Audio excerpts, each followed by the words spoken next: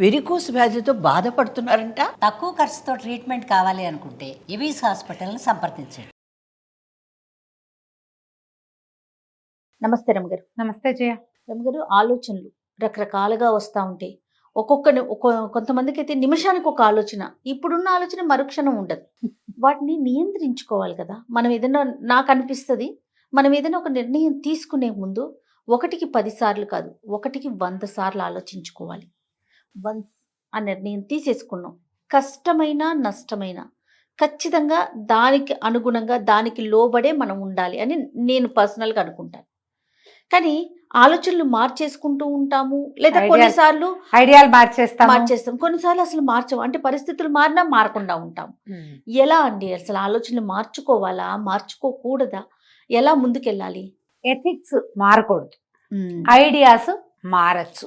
Yes, ఎథికల్గా ఉండాలి. ఎథిక్ని మార్చుకోకూడదు. మనం ఒక నియమం ఉంది, నియమాలు మార్చకూడదు. కానీ ఆలోచనలకు ఏముంది జయ, ఇప్పుడు ఏదో ఒక ప్లాన్ ఆఫ్ యాక్షన్, ఒక విషయం ఒకటి చేయాలనుకున్నాము, ఓ పని, ముందు బజార్ వెళ్ళి తర్వాత గుడికి వెళ్దామా, ముందు గుడికి వెళ్ళి తర్వాత బజార్ వెళ్ళి, ఇలాంటివి లాస్ట్ మినిట్లో ప్లాన్ చేంజ్ జరగదు, నో ఇష్యూస్. ఇవి ఎప్పుడు చేయకూడదు.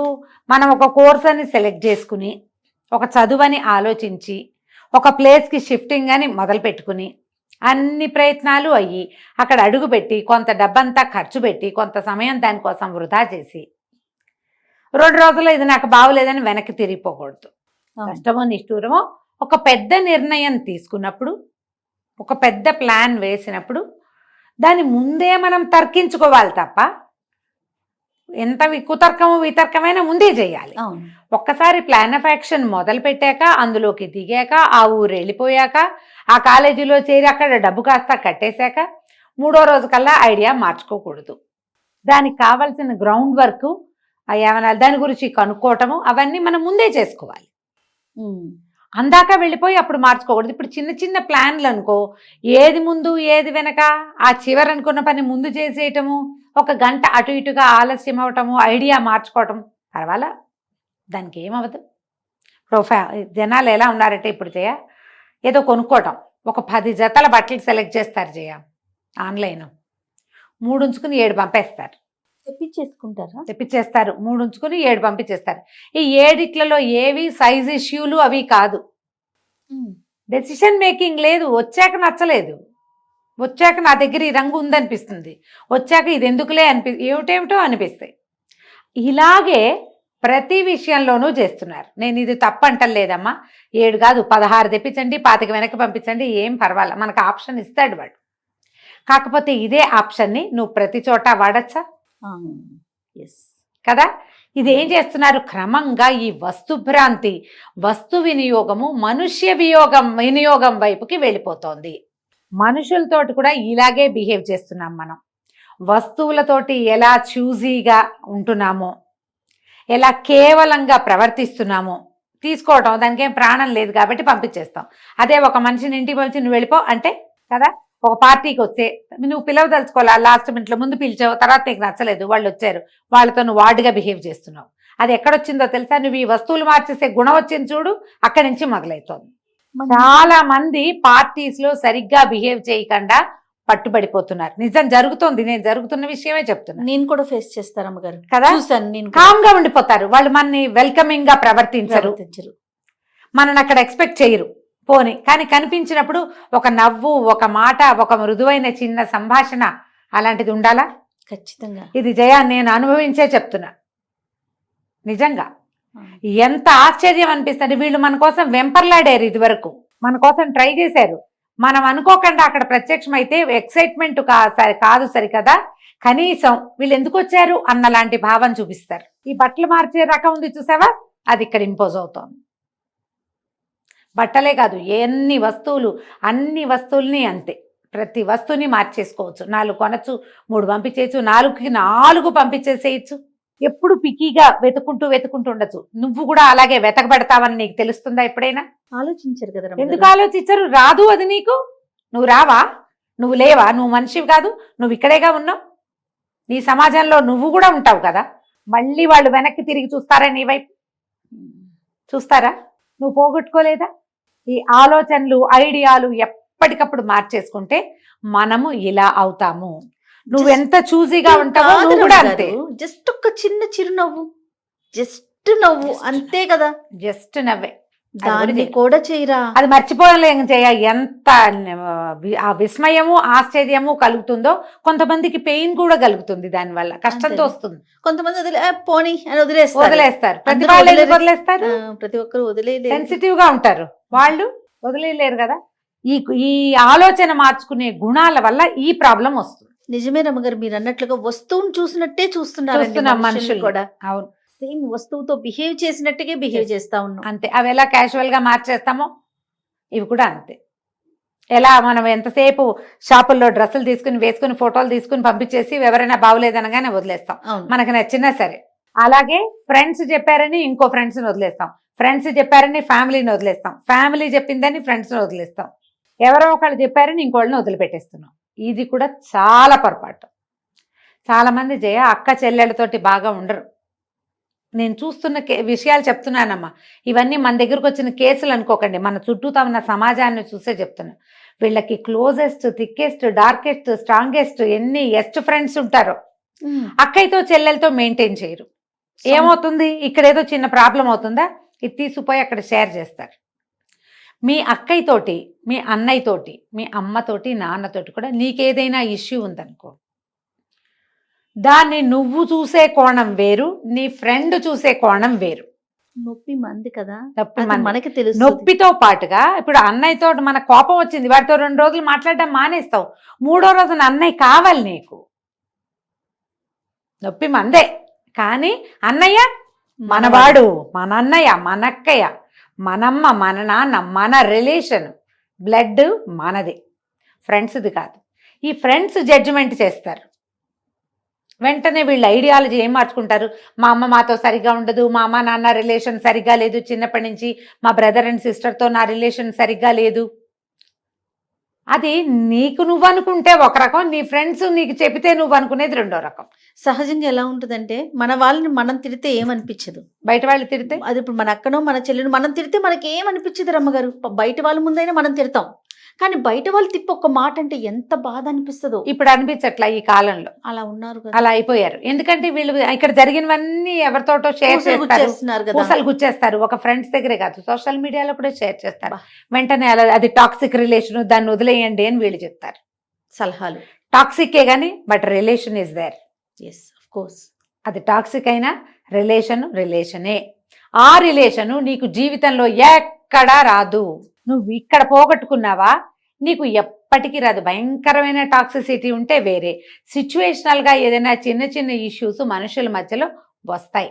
దీన్ని ఏవి ఎక్కడ ఎంత షేర్ చేయాలో అంతే. నేను ఇదివరకు ఒక మాట చెప్పాను, మనం ఇది చేసేటప్పుడే, ఇలాంటి ప్రోగ్రాంలో ఈ విషయం మాట్లాడేటప్పుడే, హస్బెండ్స్ గురించో ఎవరి గురించో మనం హస్బెండ్ మా ఆయన ఇలా చేస్తున్నాడు అలా చేస్తున్నాడు అని ఎవరికైనా చెప్పామనుకో, వెంటనే వాళ్ళు జడ్జిమెంట్ మొదలు పెడతారు, వాడిని వదిలేయమంటారు. ముందు నువ్వు ప్రాబ్లమ్స్ చెప్తావు కానీ అతనితో ఉన్న స్వీట్ నథింగ్స్ నువ్వు చెప్పవు. ఈ వదిలేయమన్న పాయింట్ ఇంపోజ్ అవుతుంది. ఇప్పుడు అవుతున్న డివోర్స్లో మొన్న ఒక అడ్వకేట్ ఒకరితో మాట్లాడితే ఆయన చెప్పారు, 40% ఫ్రెండ్స్ ప్రోద్బలం మీదే డివోర్స్ అవుతున్నాయి. ఇప్పుడు గట్టిగా ఉంటారు ఫ్రెండ్స్, వాడిని వదిలేస్తే కానీ నువ్వు హాయిగా ఉండవు, ఇదేదో ఏడ్చిందో గల్లం చేసిందో లేకపోతే నేను డిప్రెస్డ్గా ఉన్నానో చెప్తుంది, నువ్వు ఇలాగే ఉంటావు. వాడిని వదిలేకపోతే నువ్వు ఇలాగే ఉంటావు.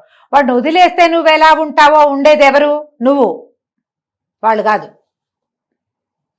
వదిలేసి ఈ రిలేషన్ని, సమాజంలో ఈ రకమైన ఇబ్బందిని ఎదుర్కొనేది అక్షరాల నువ్వే కానీ వాళ్ళు కాదు.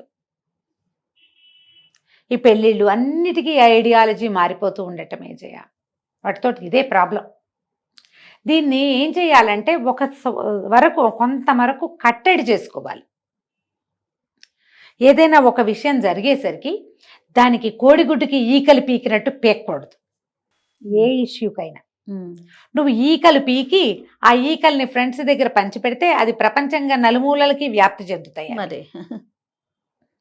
కొత్త రూపం సంతరించుకొని నీ దగ్గరికి చేరుతాయి. ఎందుకంటే సిచ్యువేషన్ని అసలు ఫేస్ చేసింది చూసింది మనమైతే, విన్న వాళ్ళు వేరేగా రెస్పాండ్ అవుతారు. అది ఆలోచించండి.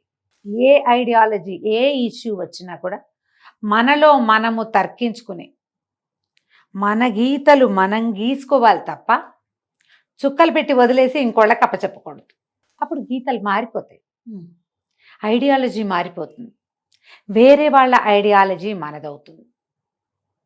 కానీ ఇప్పుడు మనం ఎంత షేర్ చేసుకున్నా, ఫ్రెండ్స్ ఒకరికొకరు షేర్ చేసుకుంటాం, అనుభవం ఎవరిది వాళ్ళదే కదమ్మా. మరి అంతే కదా. నొప్పి మనదే, అనుభవము మన- మనదే. కాబట్టి కొంచెం కొన్ని గీతలు ఉంచుకోండి. ఇప్పుడు ఈ మామూలు జనరల్ ఐడియాలజీలు, ప్లాన్లు మారిపోవటము పర్వాలేదు, వాటికి ఏం ప్రాబ్లం లేదు. అవి జీవితాల్లోకి వెళ్ళిపోతే ఈ అతి ఆలోచన విధానం, అవునా, జీవితం పాడైపోతుంది. ఒక్కసారి ఈ చెదిరిపోయిన తర్వాత దాన్ని మళ్ళీ సరిచేయలేకపోతాం. ఏదో చేస్తాం, ట్రై చేస్తాం, కానీ ప్యాచ్ ఎప్పుడు ఉండిపోతుంది.